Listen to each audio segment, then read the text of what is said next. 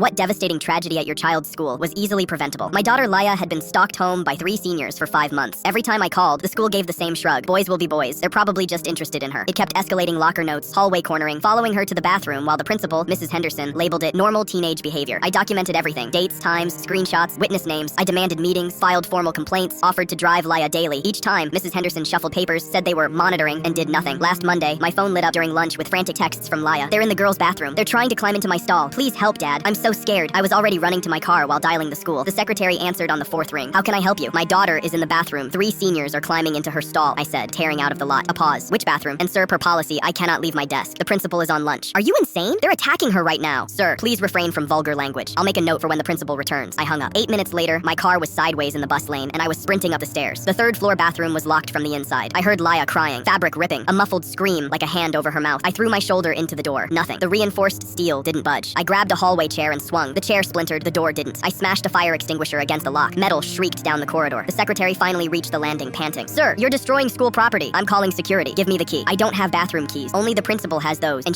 I was already running to the principal's office. Through the window, Mrs. Henderson ate salad and scrolled her phone. I pounded until the frame shook. She looked up, held up 5 fingers, mouthed 5 minutes, pointed at her food, and looked back down. I picked up another chair. When she saw me raise it, her eyes went wide. The glass exploded when it hit. I reached in, cut my arms, unlocked the door, tore through drawers until I found the key ring. When I opened the bathroom, the boys were gone. Laya was on the tile, clothes torn, bruised, shaking. I called 911. Mrs. Henderson burst in shouting about property damage and insurance, never once asking if my daughter was okay. Police arrived. Mrs. Henderson pointed at me first. That's him, the one who attacked me, she said, describing my premeditated assault, never mentioning why I'd broken her window. They cuffed me for vandalism, while paramedics took Laya to the hospital. I sat 6 hours in custody. The school's press release went out. A violent parent disrupted the learning environment. Not a word about an ongoing assault in a locked bathroom. I had receipts. Detective Norris reviewed my binder and drive, time-stamped texts, recorded calls, complaint forms, witness statements, camera stills. Cameras showed the 3 boys entering the 3rd floor bathroom minutes before Laya with keys they shouldn't have had. Another angle showed Mrs. Henderson at her desk during the incident eating lunch. The custodian came forward. He'd seen those boys with unauthorized keys multiple times but feared reporting it. Another family contacted police. The same 3 had assaulted their daughter last year, and the school had buried it. The DA filed felony assault charges. Mrs. Henderson was terminated and lost her license. The secretary was demoted for failing to escalate an active threat. Facing a federal suit, the district settled for $2.8 million and adopted a mandatory assault response protocol. Immediate 911, key audits, single-touch staff escalation, and parent notifications within 15 minutes. The acting principal called me. The system failed your daughter catastrophically. We've removed those who ignored your warnings and rebuilt procedures. An independent oversight committee was appointed to review past assault complaints and publish findings. 6 months later, Laya testified. 2 boys were convicted and sent to juvenile detention. The 3rd took a plea with therapy and permanent restraining orders. The school board issued a public apology and codified zero tolerance for unauthorized keys and bathroom access. This didn't require a hero. It required one adult to do their job. If the school had acted when we first reported the stalking, none of this would have happened. I broke a window to get a key. They broke their duty to protect a child. That is the story, and it ends here.